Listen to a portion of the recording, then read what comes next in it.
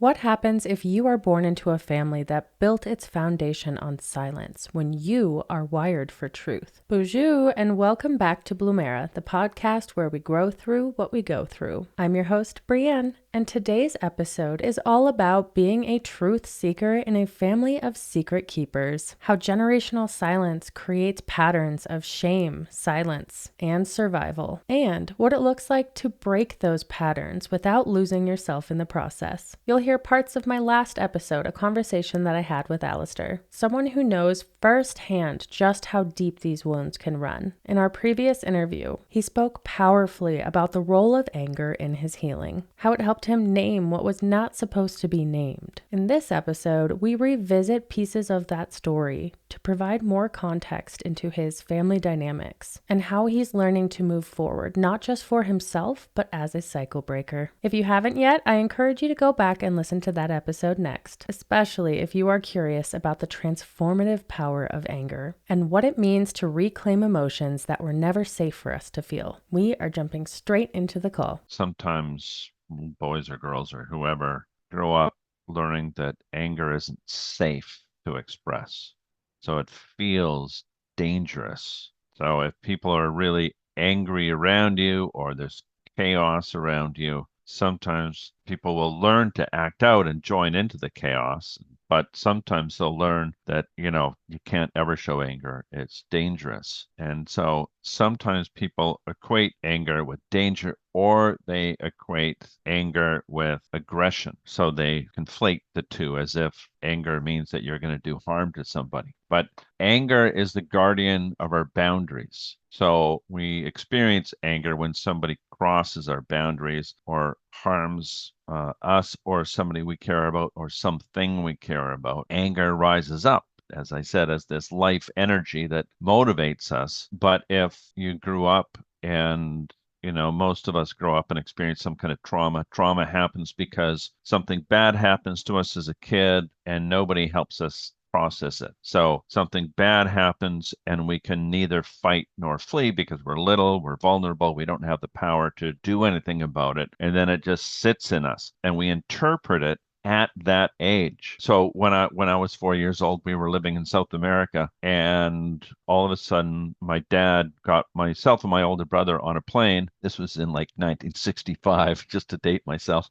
And we flew to Holland where he left us with my aunt and uncle. Now, they did have a really big house and they had three boys and we weren't hard done by.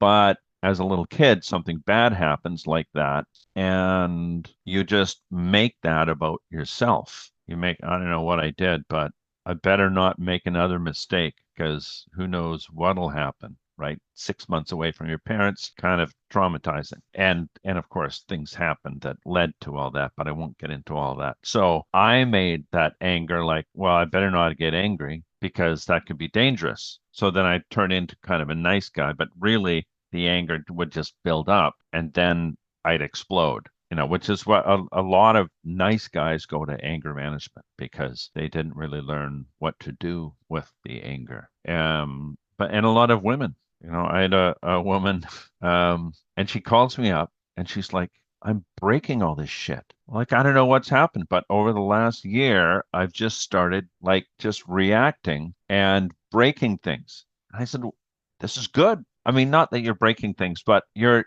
moving some of the anger. And clearly, talking with her, that anger had been in her for a long, long time. And when we hold the anger in, it trashes our immune system, which is why a lot of women end up with these sort of mystery illnesses like fibromyalgia and all sorts of stuff like that, autoimmune disease, which is like 90% of that happens to women. And if we don't have access to our anger, then like our immune system gets trashed.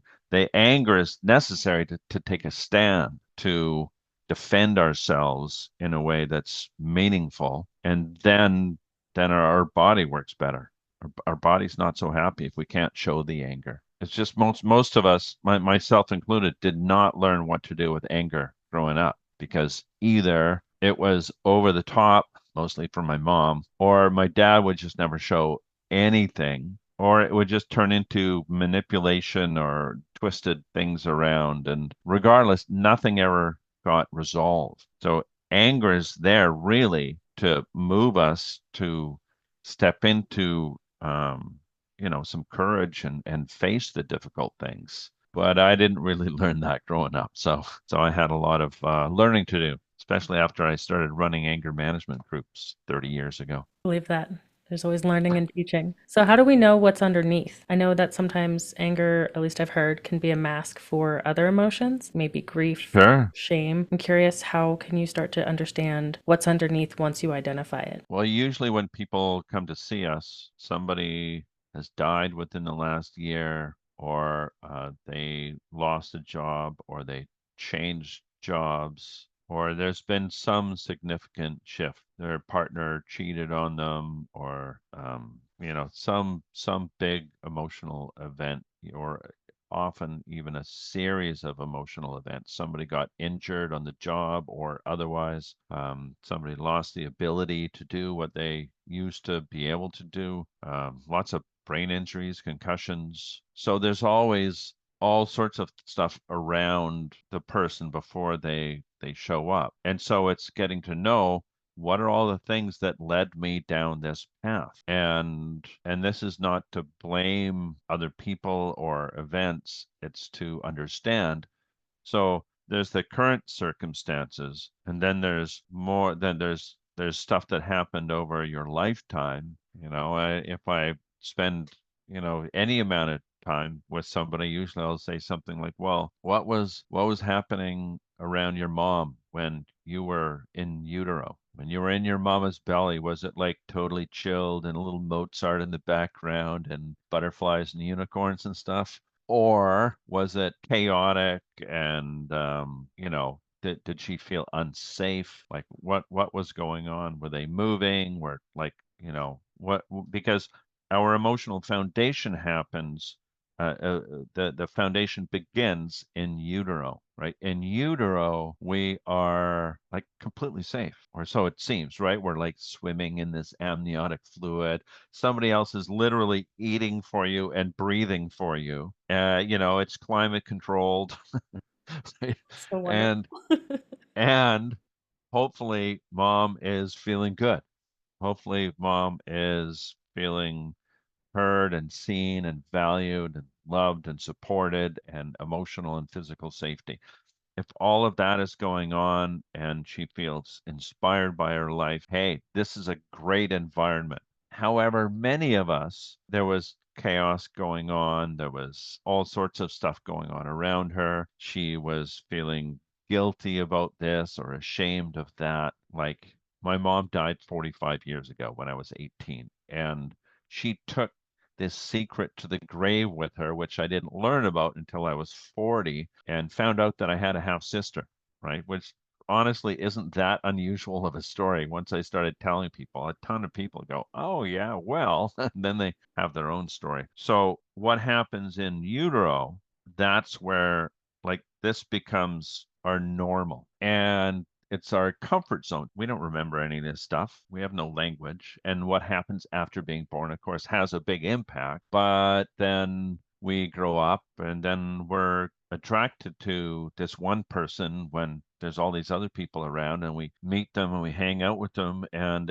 it's like we feel like we know them at some deep level. It just like we spend a little bit of time with them and we have this deep connection. And then possibly the people spend a lot of time together. Maybe they have kids, maybe not, whatever. But at some point, they'll stop and go, oh my God, we became our parents. Like the dynamic that was around the mother just gets recreated. And usually that's with the father. And that dynamic, you can see it spread throughout family relationships, uncles, aunts. A lot of the same types of things are the same type of dynamics. And the person's partner goes, oh, yeah, well, mine was similar, maybe not exactly the same. Might have been more addiction or less addiction or whatever was involved. But it's not until we become aware of this that we can do something with it. And this is, again, not to blame the mother, it's to understand what happened. And then we can go back farther. And for instance, my father was between the ages of 7 and 12 during the Second World War in Holland. And Holland was occupied by the Nazis for 5 years. So my father's dad, my Dutch grandfather, my opa, he spent 5 years as a prisoner of war. He was, he was in the military. He was at a higher level, and so they lost their dad. They had a really nice house, which the Nazis really liked. So they lost their house. Then just nobody talked about it. It's just like really like nobody talked about it. And so nothing ever got healed. And so then my Opa ends up being pretty distant from his sons, but a total control freak, which I can find on my mom's side too. And then that keeps on going downhill and it ends up in my body. So what happened to my father, my grandfather, my mother changes their DNA, and then that ends up being in me in one way or another. It can be healed, but it's like this stuff really gets sent down to us from previous generations. Some people say back 7 generations. And then if we want to take up the courage to really face this stuff, which is not easy, then we can change the next 7 generations. So I feel like when I heal the pain in me that can go back generations, I'm honoring the pain of my father, my mother, my grandfather. And I'm also honoring the lives of people that, I have a couple of kids, people that are going into future generations. So, I mean, it makes sense that this is not the easiest thing to do to heal because it's really powerful. It isn't just about our healing, it's about our history and the future. I appreciate that you mentioned the 7 generations too. I'm Indigenous, and that's one of the Yeah. philosophies or beliefs within there. Hmm. So, I also, before we go to your family, because I do have questions about that, I'm curious. You mentioned you have children. I have children as well. What can we do for children to help them develop a healthier relationship with anger? Well, first of all, we give them the experience of emotional and physical safety, and we give them the experience of being really fully heard and seen and valued. They feel all that, they feel loved, and emotional safety is created. And then we feel secure in our own skin. We feel secure being true to ourselves, and we value our words. Okay, nobody listened to me growing up. So it was, that was just not what happened, at that time. Parents were much less likely. But it's interesting because I worked with one guy who grew up with this really famous father. He'd be like 8 years old and he would sit at the dinner table with all these really high powered people around. There were artists and things like that. And they would listen to him. They always wanted to know what he thought about these things. So he grew up with these powerful people being really interested in his voice, what he thought about things. And so he carried that into a life that a lot of people ended up wanting to hear what he had to say. And he had a very successful career because that just felt right for him. So what we do for our kids is all of that. And when they act out is to help them. You're right. When I went through divorce, I talked with my kids about pain, that pain is there for a reason. Don't avoid it. You want to feel it. We could talk about that. We could have tears together. And talking with the teachers at their school, they said, well, we see lots of kids go through divorce, and I couldn't really tell with your kids. Like some, it has this really big impact. And fortunately, I mean, it had a big impact on them. There's no question, but it didn't turn into them acting out in their daily life or shrinking or like one client a little while ago, and I think it was the first session, and he talked to me about his son just not making eye contact with people, and they mentioned that in the daycare that he wouldn't make eye contact. And this was a pretty high powered business guy, and I said, I'm giving you homework. I sometimes I'm pretty directive. Some counselors just go, tell me more, but that's not me. And I say, so over the next while, when it's time for dinner, you don't say, hey, so and so, come on, time for dinner. You walk over to him, put your hand on his shoulder, so you connect with them physically, and you do that every time you part ways or when you reconnect. And so you want to make sure you've got this eye contact with him on a regular basis. because that way he feels seen and heard and valued. And you're creating this emotional safety. And literally, he came back 2 weeks later and says, wow, that worked. Like he's looking people in the eye all over the place now. I mean, I didn't know if that was, gonna totally work or not. But I mean, these are not difficult things. Like this guy, I think so many people get so wrapped up in just trying to survive and make enough money. Parents will, work long hours and be stressed and all of that kind of stuff. And so we lose ourselves in the overwhelm of all of that, and we lose connection with what really matters to us. And I think when people come to see us, they they lost themselves. So part of the work we do, just reconnecting them to what really matters to them, their core values, their heart, so that they're more embodied, so they notice what's happening in them. And there's all sorts of different things people can do around that, like the breathing exercises that we have people do. And I lead people through, it's called square or box breathing, and then to hear each other come back to the next session and go, wow, that actually made a really big difference when I stop and breathe, or when I do this square breathing or what have you. Then I'm smarter. Because, I mean, that's really like you're smarter, you're more heart connected, and then you feel better because you're acting more yourself. And we want our children to learn to be true to themselves, because that's not what I learned growing up, right? And a lot of people didn't learn that growing up. So it's being aware of that, getting to know that part of me that goes to shut down, or that voice in my head that says, oh, it doesn't matter. You don't need to do that. It won't make any difference for them anyway. It's like, well, actually, yeah, I'm their dad. It will make a difference. Although I got to admit, I actually use Chat GPT. Like my son last year graduated from university, and I had to go into Chat GPT, and it's like, okay, as a dad, what am I supposed to do if my son graduates, with this degree from University of British Columbia, blah, blah, blah. I'm like, oh, because my dad didn't do that stuff, right? Yeah. I didn't even go to my graduation. It's whatever, doesn't matter. Mhm. And it's like, actually, it does matter. And, many of us, whatever happened growing up, that's sort of what we carry into the world. However, we were parented, that's how we're most likely to parent.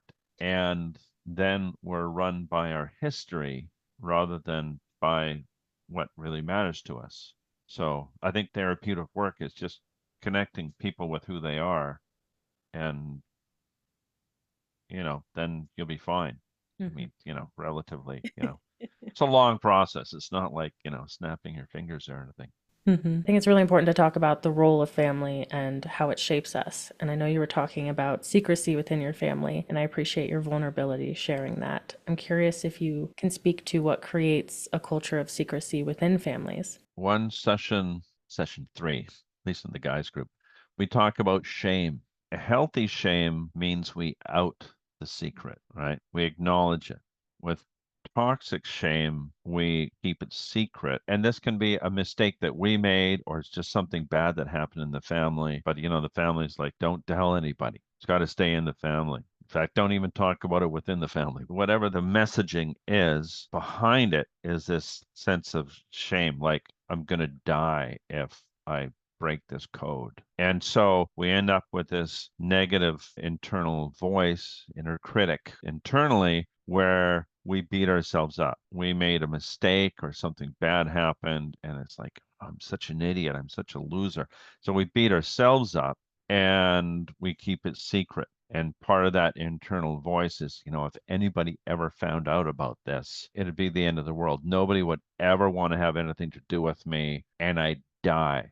Like as we're a little kid, that's the sensations in the body, and it'll be the end of the world. And then if somebody gets near that and they push that button and they suggest, hey, well, you did this or this happened, and they explode all over the person. So then because there's this huge drama, nothing ever gets resolved. So we spend this time talking about what happens when somebody in a position of power runs a family or a business or maybe a country, but we won't get into that. We'll just stick with the family for now. And that person in power is not on a solid foundation. And so there's these 8 rules that tend to apply in these family dynamics when this toxic shame is running a family. And the toxic shame is connected to image, like image and reputation are more important than anything. So people put a lot of time and effort into image, right? So you see a family walk out of their house and like every blade of grass is standing at attention and everything's perfect. And they walk and they're all smiling and, the kids are perfectly dressed. I'm like, that's an awful lot of effort because there's something going on. That's just like, it's possible that that's just them all being themselves. Totally possible. Unlikely,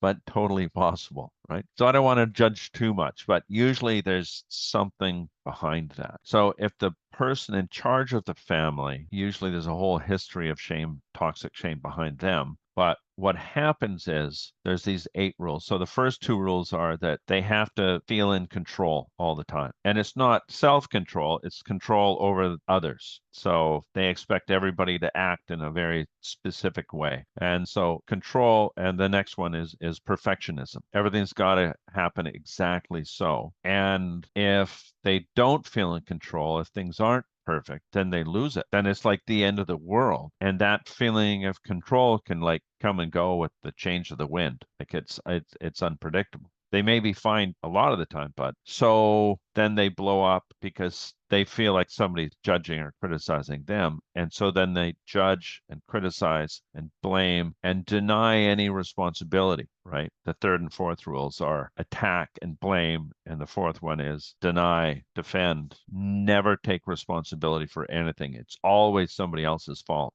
And then the 5th rule is that nothing ever gets resolved because of all the drama around all, like the drama gets all the attention. The chaos gets all the attention and distracts everybody from whatever just happened, so nothing can get resolved. So the 6th rule is unpredictability. The person carrying the shame who's in charge, they may be like really amazing, like 95% of the time, maybe 10% of the time, who knows, but they may be really amazing a lot of the time, but because everybody's not sure when all of a sudden it's going to shift, everybody walks on eggshells around them because it's this unpredictable environment. The 7th rule is the no talk rule, right? Everybody in the family agrees not to talk, and you may not even have a conversation about that. It may just be like you just know it. So for me, we got sent off to Holland for 6 months, and then my dad came and picked us up, and they had moved to Vancouver in that time.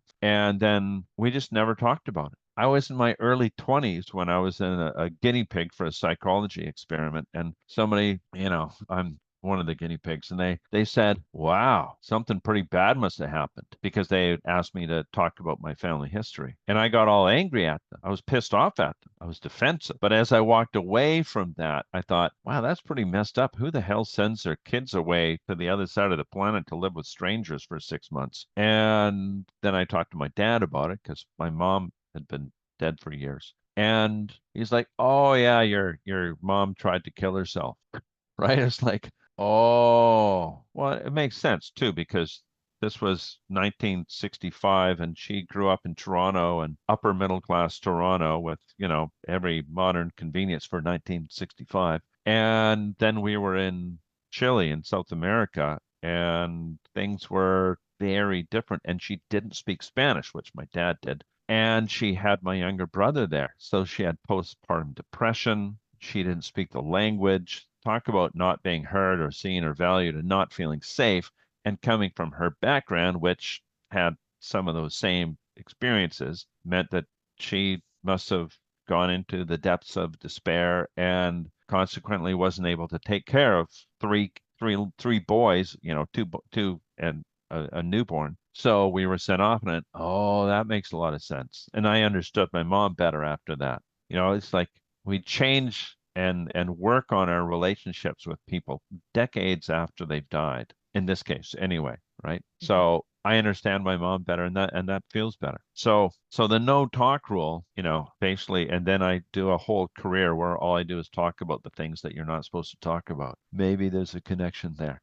So then the last rule is distortion, which means if you try to bring up what happened, which possibly I have with, a brother, like they'll just throw it in your face. They'll just twist it around. They'll blame and attack you and say all sorts of insane things. In other words, it all turns into all that drama all over again and nothing gets resolved. So, how we do something healthy with that is we move it into the side of healthy shame, which is I'm going to talk to somebody who actually will listen to me and help me figure out what to do with all this, because based on my family history, I don't know what to do with all of this craziness and I want to figure it out. So I've attended a lot of therapy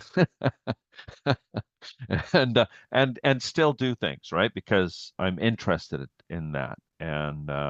Yeah, and I've worked with thousands of people on all this stuff. And going through all of this, sometimes I'll have somebody say, well, I didn't see you in my family growing up. I'm like, I was there because a lot of us share some of that craziness Mhm. in our upbringing. And when people come to anger management, often, almost every time there's been a big blow up, and that shame is often behind it. So if we can heal that, and sometimes we have to heal it very separately from our family. Like sometimes there's no way to actually address those things with family members. Sometimes there is, but sometimes there isn't. And it's accepting, right? I love my brothers, but I don't spend much time around them because it doesn't feel good. So, that's okay. I can accept that and still love them, have healthy boundaries. So, anyhow, there's a lot more stuff about family dynamics, but I thought that sort of gets to the crux of the matter. How do you navigate that relationship? I'm very curious with your brothers. And like, when did you know it was time to accept that you couldn't have those conversations, that you couldn't turn to them in that way? And how did you navigate the relationship moving forward? I think the more healing that I did, eventually I recognized that, oh, they're not going to change. And it's like I kept on having this expectation that they would act in what I thought was a reasonable manner, like that it would be give and take and that we would be supportive of each other. But often when a mother or a parent, but specifically a mother, is unavailable over a specific amount of time when you're in your early years, then the siblings end up being very separate, that they don't support each other because they didn't feel supported. So it just sort of becomes who they are. Where some siblings are all together and they'll fight, anybody fights one and they're all going to fight. Yeah, that was not my family growing up. It's like, oh, bummer. Like whatever, right? And so eventually I had to just accept, okay, I'm just going to accept this is the way they are and make sure that I put up healthy boundaries, which included I'm not going to spend much time around you because, I can accept that they're not going to change. That's okay. But I had to change. So I still see them once a year and have dinner. I might go and see one of them, I'll see them once a year, like, and that might change, but that's what feels right for me right now. I think everybody's going to figure their own path, whatever that is. But it's accepting this is the way they are and they're not going to change and you can't change them. You can change yourself and then you're stepping into your power. But a lot of the time people are just like, it's ridiculous that they're just doing this and this. And it's like, well, it might be ridiculous, but it is what it is. And you're not going to change them. And you can be kind and generous and compassionate towards them in a manner that feels right to you, whatever that is. And for me, that's seeing them once a year. And we honor my mom's death. That's what we do. We get together, we have dinner, and there's all sorts of other things that went on that, I don't have to get into. But yeah, it's not easy. And it took me many years. And I also had to grieve the loss of the brothers that I wished I had, right? Like that was a loss and just acknowledging, yeah, that's not what I have. And fortunately for me, I have some really good friends and I have great relationships with my kids. I appreciate your vulnerability. When we are navigating those relationships with secret keepers, as a truth seeker, how can we honor our own truth when that truth is being dismissed, rejected, or kind of distorted? I know that can be hard to not get caught up in that. Well, I think our power is having compassion for those who keep the secrets, right? It's like they're doing what feels right in their body and they're unable or unwilling, or their thinking is super black and white usually. It's all or nothing, and they're kind of stuck with it. And maybe they'll outgrow it, maybe they'll change over time as people do. But I think it's a lot safer just to accept them as they are and go and talk about that stuff where it is safe and do the therapeutic work, do the body work, the breath work, however that shows up in your life, whatever you do for healing, make sure you put the time and effort in to honor the history of the secrets within yourself, because we hold those things in a way that's toxic. It's not good for our physical health. It's not good for our relationships with the people around us, or primarily it's not good for our relationship with ourselves. So it's important to find the right place, the right person or people.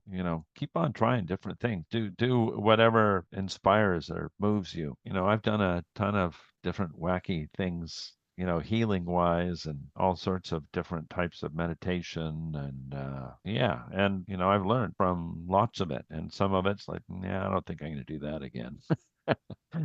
but but some of it is like, wow, I need to do more of that. That's actually helping me. And yeah, and I think it takes courage to do that. Like there's part of you that doesn't want to. Mhm. We all have the healthy shame and the toxic shame within us. Anytime I'm going to do any sort of powerful therapeutic work, that I'm attending something, there's always some anxiety in me. There's always part of me is like, "Ooh, this is, this part of me that just doesn't want to open up." It's like there's generations of that in my history.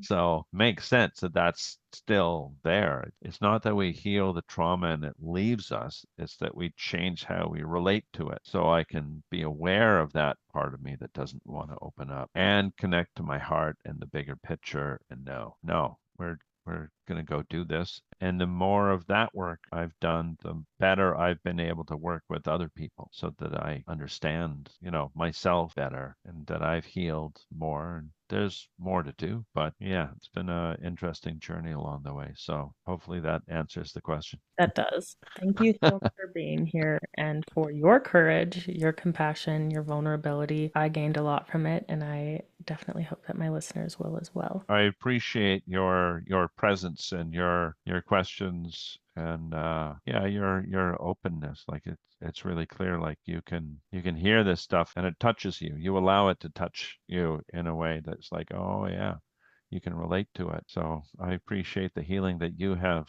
done. Thank you. That means a lot to hear.